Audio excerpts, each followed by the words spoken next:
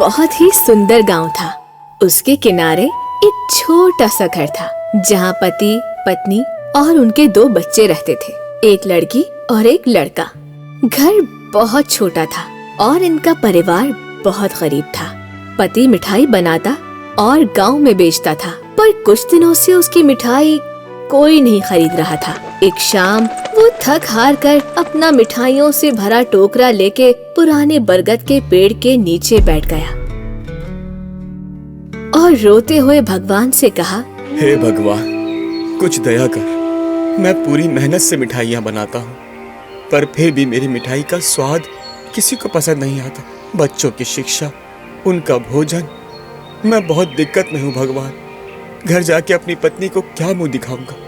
मेरी मदद कर भगवान, मेरी मदद कर। उसी बरगद के पेड़ के ऊपर एक चुड़ैल रहती थी। सफेद कपड़े, लंबी जुबान, लेकिन दिल की बुरी नहीं थी। वो उसके हर शब्द को सुन रही थी। चुड़ैल को उसकी हालत पर तरस आ जाता है और वो कहती है,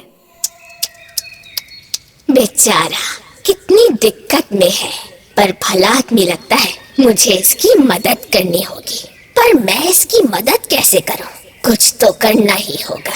कैसे मदद करूं? चुड़ैल ये सोच ही रही होती है कि इतनी देर में राघव अपने घर की तरफ चल पड़ता है। उसके बाद वो भी हवा में उड़ती हुई चुपके से राघव के पीछे चल पड़ती है। काफी देर चलने के बाद जब वो अपने घर पहुंचता है तो उसकी पत्नी उसे देखकर कहती है, अरे आज भी मिठाई नहीं बिकी।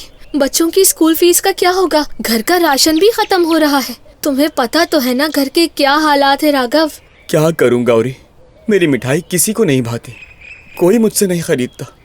हर दिन इसी आशा से जाता हूँ कि कुछ पैसों की व्यवस्था हो जाएगी, पर शाम को खाली हाथ घर वापस आता हूँ।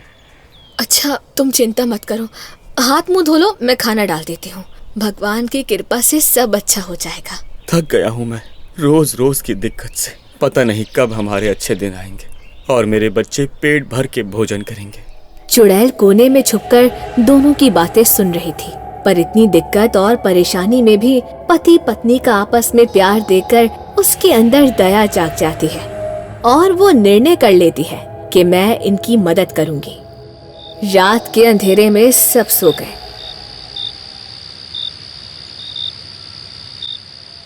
घर की रसोई बंद थी।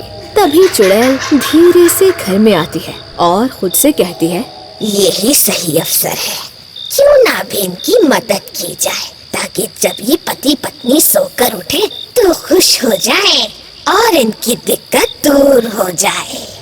उसने अपनी जादू भरी उंगलियां हिलाई और स्वादिष्ट मिठाइयां बनाने लगी।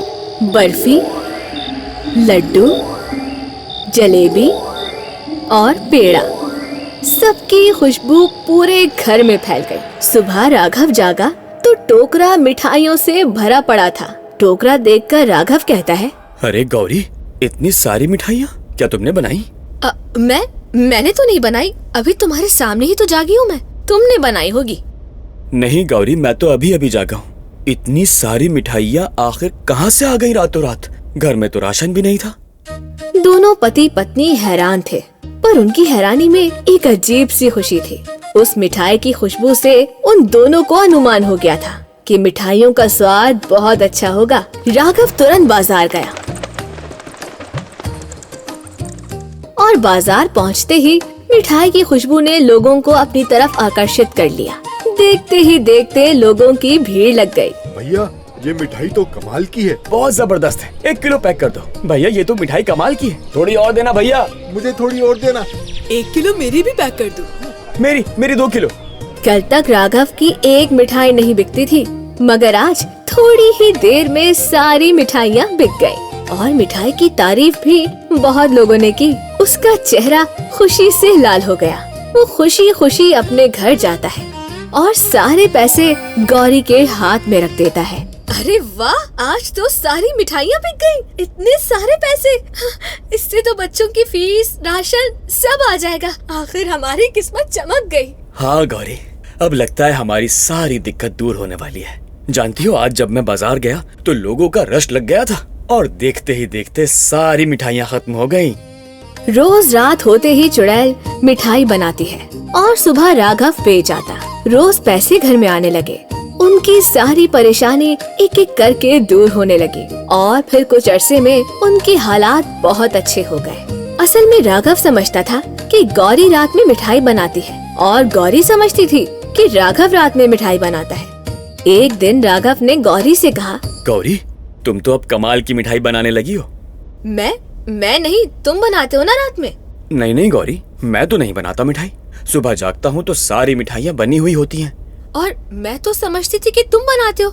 हम नहीं बनाते तो कौन बनाता है?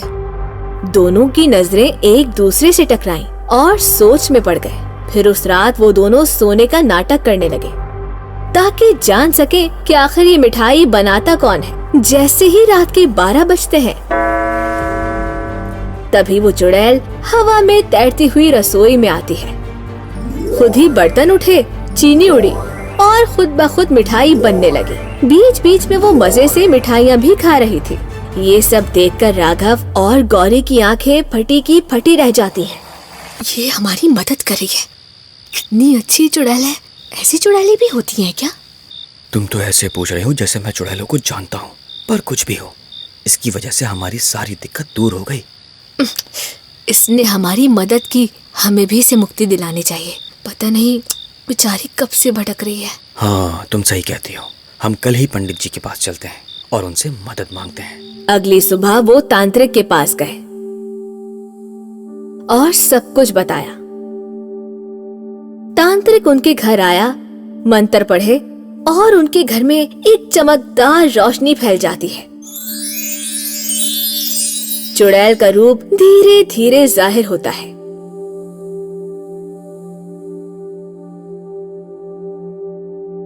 और फिर चुड़ैल कहती है, तुम दोनों पति पत्नी दिल के बहुत अच्छे हो। तुमने एहसान का बदला एहसान से चुकाया, लालच में नहीं आए और मुझे मुक्ति दिला दी। अब मैं आजाद हो रही हूँ। चुड़ैल का रूप धीरे धीरे धुंधला होना शुरू हो जाता है और देखते ही देखते वो धुआं बनकर गायब हो जाती है। लेकिन जाते जाते वो उन दोनों को मिठाई बनाने का तरीका बताकर जाती है। राघव और गौरी ने उस दिन के बाद अपनी मिठाई बनाना और बेचना सीख लिया। घर खुशियों से भर गया था। पति, पत्नी और बच्चे सब खुशी खुशी जिंदगी गुजारने लगते हैं। बच्चों की पढ़ाई, घर का राशन और घर पहले से बहुत अच्छा हो जाता है। और लोग कहते हैं, जहाँ अच्छाई होती है वहाँ भगवान किसी न किसी रूप में मदद भेज ही देता है।